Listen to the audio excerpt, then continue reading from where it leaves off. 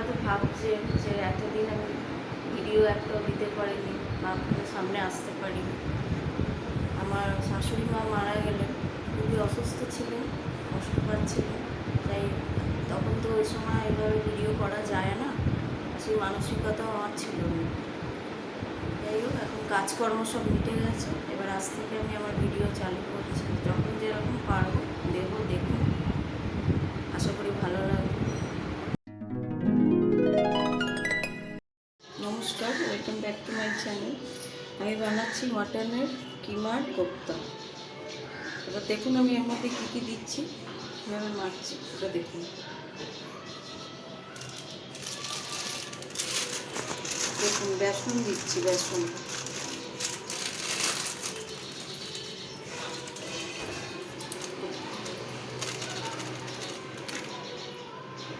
যতটা কিমা থাকবে তার আন্দাজে দিতে হবে, লাগলে আমি পরে দেবো। এখানে আমার 1/2 কিলোর মতন কিমা আছে। এখানে আমি আদা, রসুন আর কাঁচা লঙ্কা বেটেছি একটু শক্ত করে, একদম জল জল না, দিয়ে দিলাম। 2 চামচ ভরে ভরে দিলাম, লাগলে আবার আমি দেবো। আচ্ছা, হলুদ গুঁড়ো দিলাম 1 চামচ, কাশ্মীরি লঙ্কা গুঁড়ো 2 চামচ, নুন 2 চামচ দিলাম, 3 চামচই দিলাম। আচ্ছা, গরম মশলা গুঁড়ো,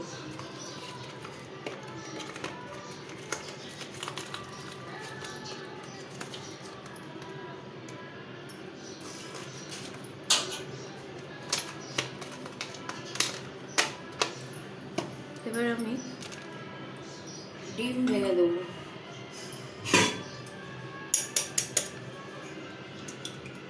দুটো ডিম ভেঙে দেবো। যতটা কিমা থাকবে সেই আন্দাজে দিতে হবে, অল্প থাকলে একটাতেই হয়ে যাবে।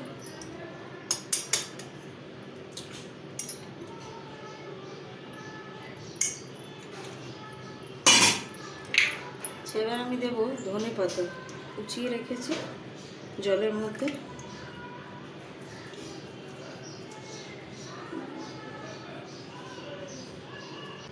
আচ্ছা, এবার এই হাতার মধ্যে না আমি সর্ষের তেল গরম করব।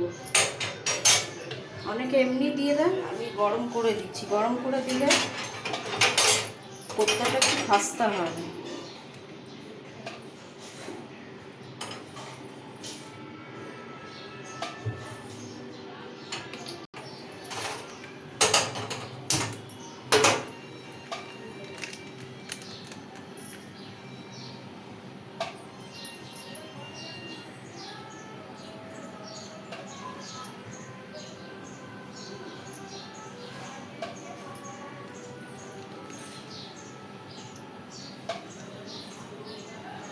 গরমটা নিয়ে এর মধ্যে দিয়ে দিই।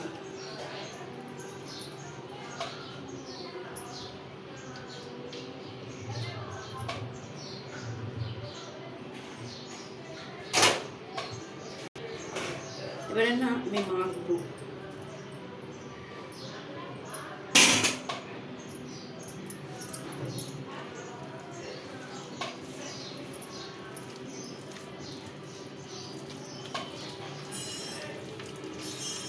এটা তো তাই হাতের আন্দাজ করতে হবে, বেসন লাগলে আবার আমি বেসন দেব, অনেকটা কিমা আছে।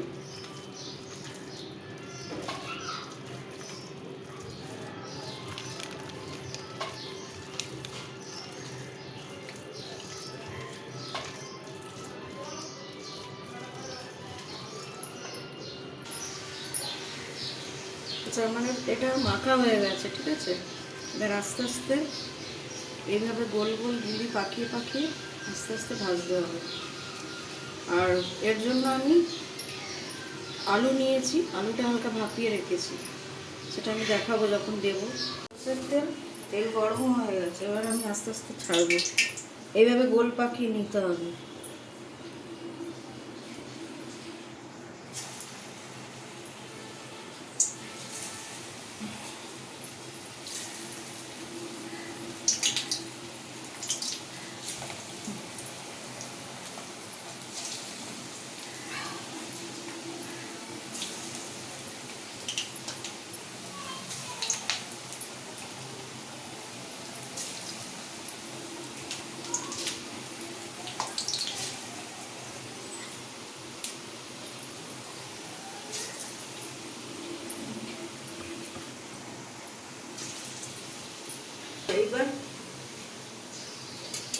আস্তে আস্তে খুন্তিটা দিয়ে একটা একটা করে এক পিঠ করে উল্টাতে হবে, এই যে এইভাবে। গ্যাস কিন্তু কম থাকবে, গ্যাস একদম জোরে না। তেল একদম টকবক করে ফুটে গেছে, আমি গ্যাস কমিয়ে দিয়েছি। এবার সব একটা একটা করে উল্টাবো এইভাবে।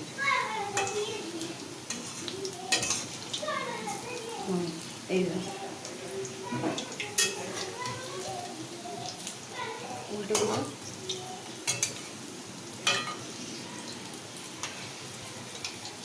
দিলাম।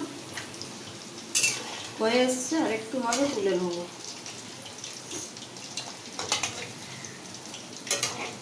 দেখুন এবার এগুলো আমার ভাজা হয়ে গেছে, এবার আমি একটা একটা করে তুলে নেবো।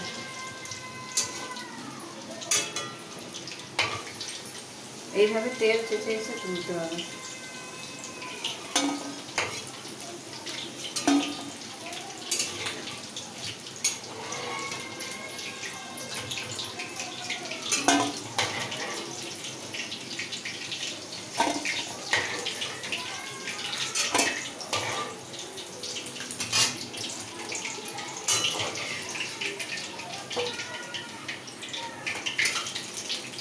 তুলে নিলাম, ঠিক সেম এইভাবে যেভাবে আমি দিলাম।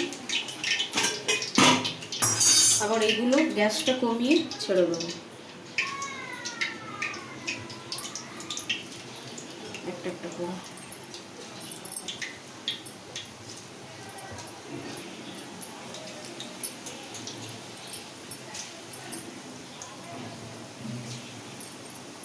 এবার এটা হতে থাক, তুলে নিলাম আমি, সব ভাজা হয়ে গেছে।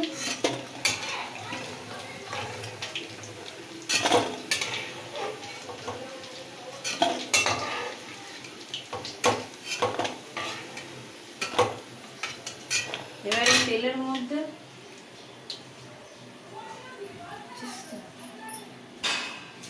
মধ্যে দিয়ে দিলাম 2টো তেজপাতা। আচ্ছা, পেঁয়াজ কুচিয়ে রেখেছি, এই যে বেশ অনেকটা করে পেঁয়াজ দিতে হবে। এইভাবে হাত থেকে পেঁয়াজটাকে সরু সরু কাটতে হবে, আর এইভাবে হাত দিয়ে মিশিয়ে দিতে হবে।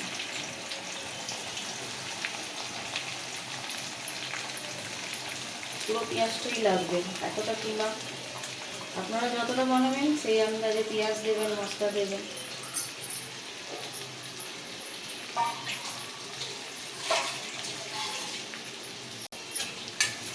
এবারে আমি পেঁয়াজটা লাল লাল করব।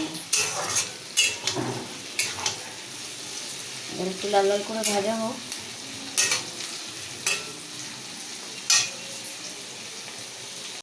পেঁয়াজটা দেখুন আরও লাল হবে, যখন পুরো বাদামি কালার এসে যাবে তখন আমি মশলা দেবো। আর এইদিকে গরম জল হচ্ছে।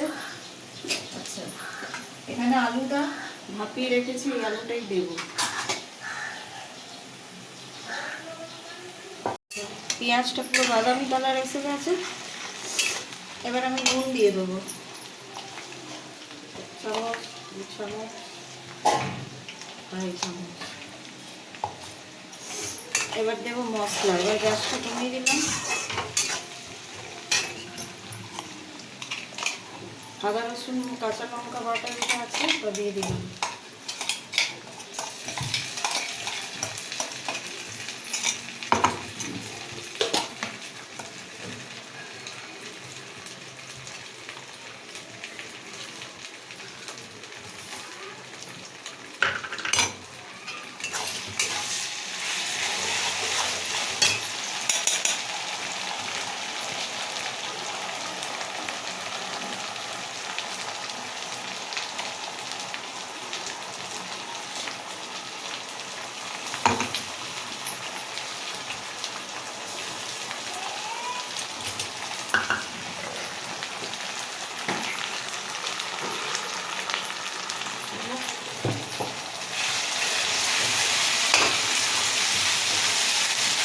পেঁয়াজের কালারটা ঠিক এরকম আসবে।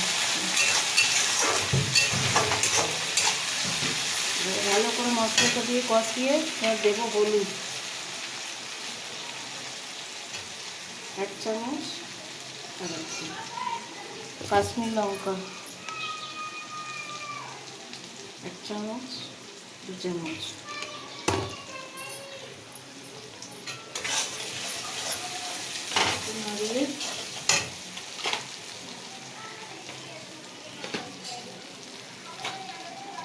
দেব গরম মশলা গুঁড়ো।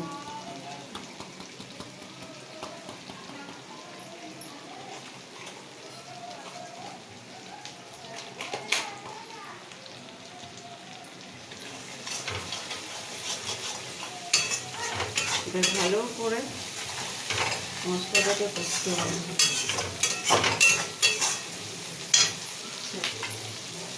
এখানে যে আলুটা ভাপিয়ে রেখেছিলাম এটা দিয়ে দিব।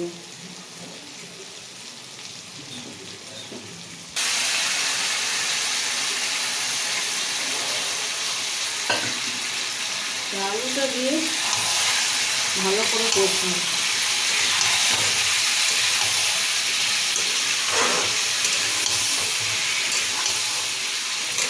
আলুটা তো আমার আগে থেকে ভাপানো ছিল।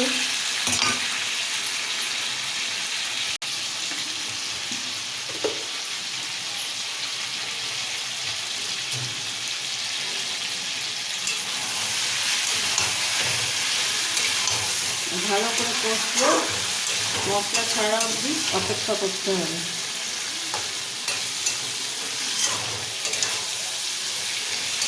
ভালো করে কষা হয়ে গেলে গরম জলটা একটু দিয়ে দেবো। একটা মশলার বাটি ধোয়া জল আছে, এটাও দিয়ে দেবো।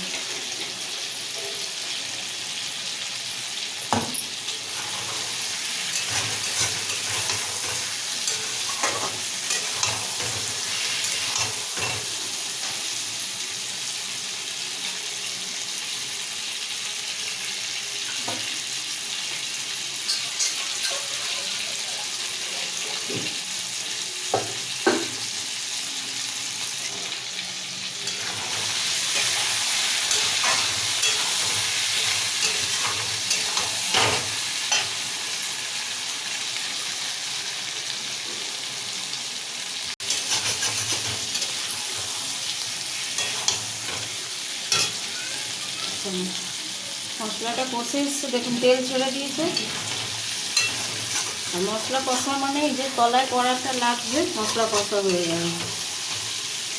আচ্ছা, এবার যে জলটা আছে মশলা বেটেছিলাম, ওই জলটা ধুয়ে একটু ব্যবহার করে নিলাম।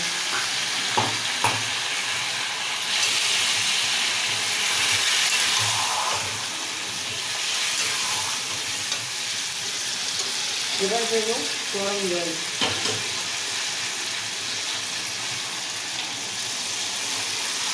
দিয়ে দিলাম। এবার এটাকে ফুটতে দেবো।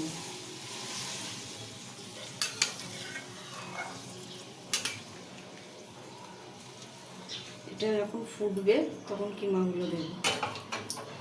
আচ্ছা, ফুটে গেছে জলটা। এবারে আমি এই কিমাগুলো ছেড়ে দিচ্ছি, কোপ্তাগুলো।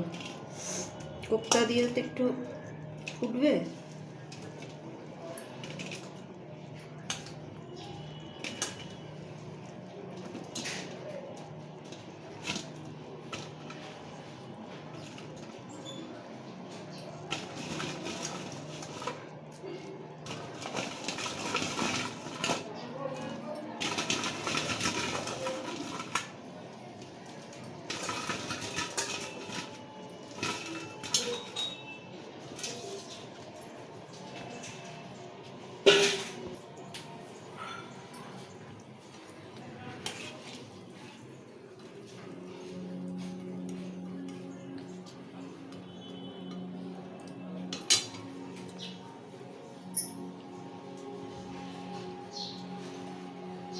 আমি কোপ্তাগুলো দিয়ে দিলাম। এবার এটা ফুটে গেলে নুন চেক করে নিভিয়ে দেবো।